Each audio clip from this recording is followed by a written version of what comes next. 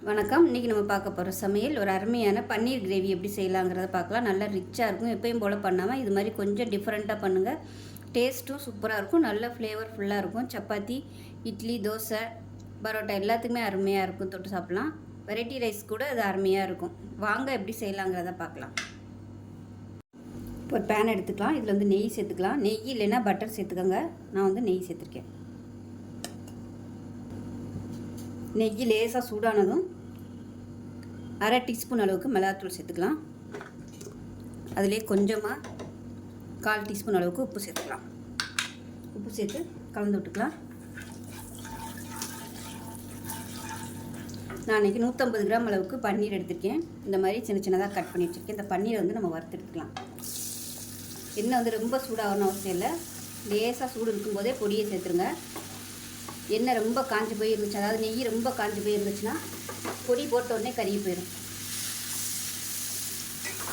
லேசாக வறுத்திங்கன்னா போதும். ரொம்ப வறுக்கணும்னு அவசியம் இல்லை. அந்த உப்பு மிளகாத்தூள் வந்து அதில் நல்லா ஊறணும். அதுக்காக வறுத்துக்கலாம். சும்மா லைட்டாக அப்படியே பரட்டி எடுத்திங்கன்னா போதும். இப்போ பாருங்கள், லேசாக வறுத்தாச்சு. இதை வந்து நம்ம எடுத்துடலாம். எடுத்துகிட்டு வேறு பிளேட்டுக்கு மாற்றிக்கலாம். இப்போ பன்னீர் வறுத்த எண்ணெய் வந்து கொஞ்சோண்டு இருக்குது நெய். அது கூடவே கொஞ்சமாக எண்ணெய் விட்டுக்கலாம். இது வந்து பத்தாது, அதனால் கொஞ்சம் எண்ணெய் விட்டுக்கலாம். எண்ணெய் சூடானதும் ஒரு சின்ன துண்டு பட்டை, ஒரு பிரியாணியில் ஒரு ஏலக்காய் சேர்த்துக்கலாம். 1 டீஸ்பூன் போல் சீரகம் சேர்த்துக்கலாம். இப்போ இது எல்லாமே பொரியவும் மீடியம் சைஸாக ஒரு பெரிய வெங்காயம் பொடியாக கட் பண்ணதை சேர்த்துக்கலாம்.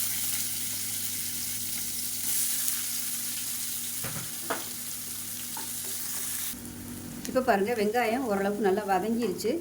10 சின்ன வெங்காயம், ஒரு 5 பல் பூண்டு, சின்னதாக 2 துண்டு இஞ்சி, இது எல்லாமே சேர்த்து நைஸாக அரைச்சி வச்சுருக்கேன். இதை சேர்த்துக்கலாம்.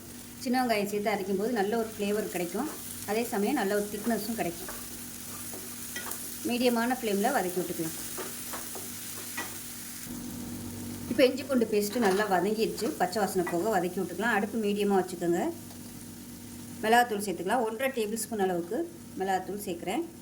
1 டேபிள் ஸ்பூன் தனியாத்தூள், 1/4 டேபிள் ஸ்பூன் மஞ்சத்தூள், அரை டேபிள் ஸ்பூன் கறி மசாலா தூள். இது வந்து கடையிலே கிடைக்கும். அப்படி இல்லைன்னா கரம் மசாலா சேர்த்துக்கோங்க. இதை லேசாக எண்ணெயில் பரட்டி விட்டுக்கலாம். அரை டேபிள் ஸ்பூன் சீரகத்தூள் சேர்த்துக்கலாம்.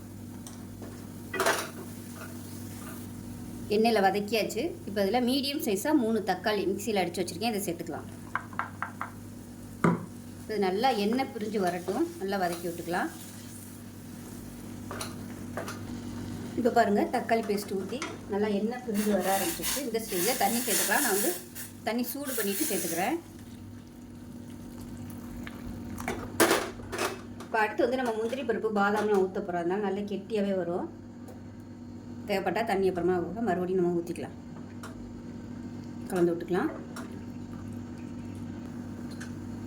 இப்போ இதில் ஒரு 1/4 டம்ளர் அளவுக்கு பால், கொஞ்சமாக 1 டீஸ்பூன் போல் கசகசா, 4 முந்திரி பருப்பு, 4 பாதாம் போட்டு நல்லா அரைச்சி வச்சுருக்கேன். இப்போ இதை சேர்த்துக்கலாம். சேர்த்துட்டு கலந்து விட்டுலாம். இப்போ மிக்ஸி ஜார் எல்லாம் அலசிட்டு அந்த தண்ணியை சேர்த்துக்கிறேன். இப்போ நல்லா கொதிக்க ஆரம்பிக்கட்டும். அடுப்பு வந்து சிம்மில் விட்டுடலாம். இந்த ஸ்டேஜில் உப்பு சேர்த்துக்கலாம். தேவையான அளவுக்கு உப்பு சேர்த்துக்கலாம். இந்த ஸ்டேஜில் 1 டேபிள் ஸ்பூன் கஸ்தூரி மேத்தி வந்து நல்லா கசக்கிட்டு சேர்த்துக்கோங்க.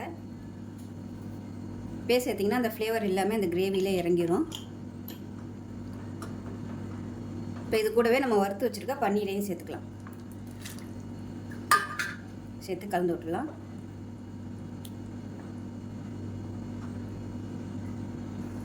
இப்போ இது கொதிக்குது. அடுப்பு சிம்மில் விட்டுடலாம். சிம்மில் விட்டுட்டு மூடி வச்சிடலாம். நல்லா அப்படியே எண்ணெய் பிரிஞ்சு வரட்டும். இப்போ எப்படி இருக்குன்னு பார்க்கலாம்.